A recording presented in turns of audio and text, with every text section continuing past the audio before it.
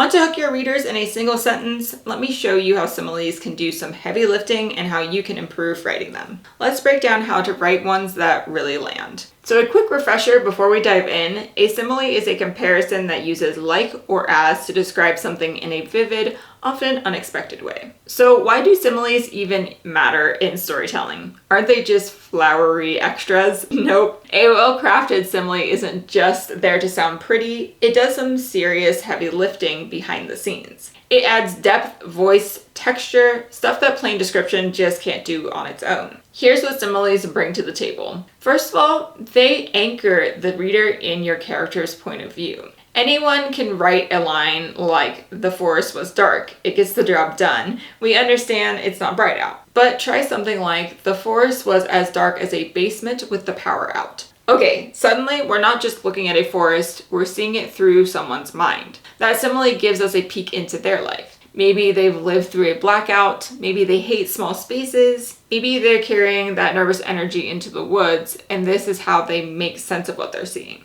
That's the magic of a good simile. It doesn't just describe the setting, it filters that setting through the character's unique lens. We're no longer watching the story happen from the outside, we're right there inside the character's head. And this goes beyond setting too. Every simile your character uses is a chance to reveal things like their background, their fears or past experiences, their profession or education, even their sense of humor. Number 2 is they set the mood or atmosphere instantly. Here's something cool about similes. They're like mood lighting for your scene. One well-paced line can instantly shift how the reader feels about what's happening without changing the plot at all. So let's look at an example. The trees stood like silent witnesses at a murder trial. Instantly, the mood turns eerie. You feel tension, maybe dread, maybe danger looking somewhere, just out of view. The trees themselves haven't changed. It's still just a forest, but now there's a psychological weight to it. We're on edge. Now to contrast that, the leaves dance like children at recess. Totally different vibe. Suddenly, the scene feels light, playful, even a little nostalgic. You can almost hear laughter, feel the breeze, or picture sunlight filtering through the branches. That's the power of a simile. It's not just about what the thing is, it's about what it feels like. And that emotional filter sets the tone for your readers, often without them realizing it. Similes work fast and they work on a gut level. They help you establish genre and tone within seconds, prime the reader's emotions before anything actually happens, create contrast between what's seen and what's felt, which is great for building tension, by the way. Number 3 is they make your prose vivid, memorable, and emotional. A sharp image sticks in a reader's brain and makes the writing feel alive. Think about lines like,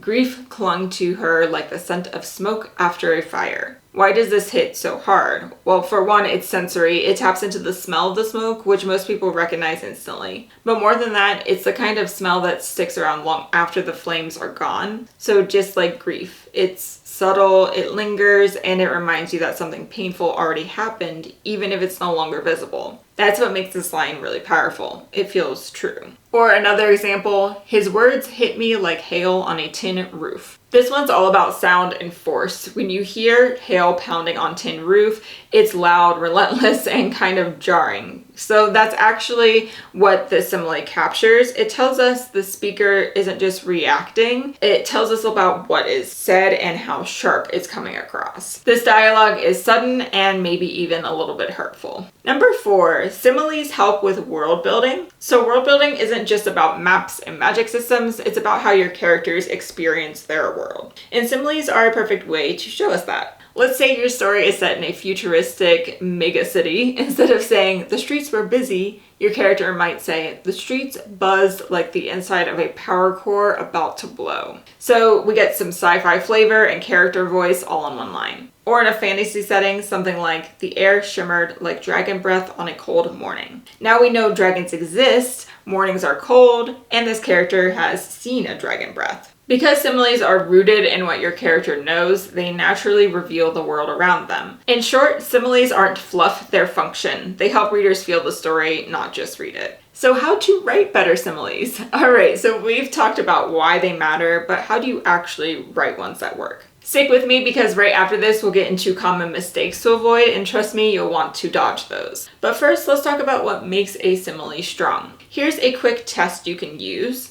When you write a simile, ask yourself, does it enhance the text? A great simile is specific. It's not just a generic comparison. It's rooted in your character's unique perspective, personality, or worldview. Is it evocative? It hits the senses. The reader can see it, hear it, or feel it. Is it purposeful? It adds something to the scene. If the simile disappeared, would the sentence lose its impact? If not, it might be fluff. So here are some tools and tricks to level up your simile game. Use the 5 senses. Describe how something looks, smells, tastes, and so on. Sensory similes are some of the most immersive. Tap into your character context. Think about who your character is. Their job, their past, even their hobbies all shape how they view the world. Is your character a musician? Maybe the storm sounds like a broken violin string. A historian? Maybe the crumbling wall reminds them of a ruined castle after a siege. Play with the structure some, so you can use classic phrases that just use like or as, but you can also use something like as if for more imaginative turns, like the hallway stretched out as if it had forgotten where it was supposed to end. Think visually. Practice describing moments from your favorite shows or movies using similes. You're training your brain to spot these opportunities. And practice makes powerful similes, so let's be honest, no one becomes a simile wizard overnight. Like anything in writing, it takes repetition, curiosity, and a little bit of play. But the good news is practicing similes can actually be fun and pretty easy to sneak into your everyday life. So here are some simple ways to build that simile writing muscle. You can, of course, read actively, and not just read, but study. When you come across a great simile in a novel, short story, or fanfic, pause and highlight it. Then ask yourself, what sense of emotion is this simile tapping into? What makes it fresh or surprising? How does it reflect the character's voice or the scene's mood? You'll start to notice patterns and techniques that you can borrow and remix into your own style.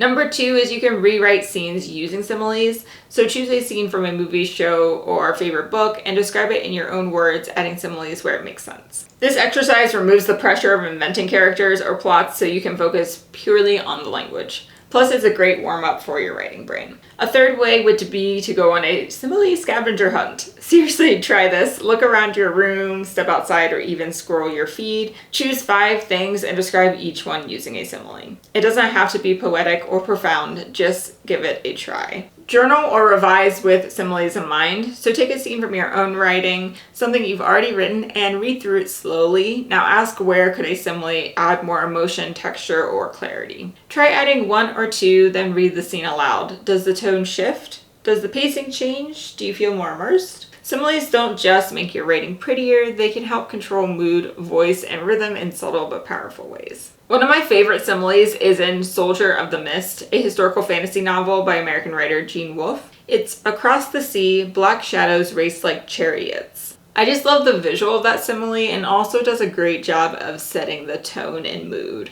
Do you have a favorite simile you've read or written? Share it below in the comments. I'd love to hear them. All right, so now that you know how to write amazing similes, let's talk about what not to do. Because even the best writers fall into these traps, especially when they're just starting to flex their simile muscles. So let's break down the big ones. The first one is don't rely on tired cliches or overly poetic fluff. We've all read similes like cold as ice, red as a rose, light as a feather. So these aren't bad, but they're overused. Readers have seen them 1,000 times, so they don't feel fresh or specific. They're just filler. So the fix is to look for comparisons that feel personal, surprising, or tied to your character's world. Instead of cold as ice, maybe it's cold like the backseat of a car at 3 a.m. Now that gives us a totally different vibe. Also avoid similes that are so flowery or abstract they don't really mean anything. If it sounds poetic but makes your reader stop and go, wait, what? Then it's not helping. Number 2 is don't pile on too many similes at once. Similes are powerful, but if you use too many in a single paragraph or a scene, your prose starts to feel crowded and confusing.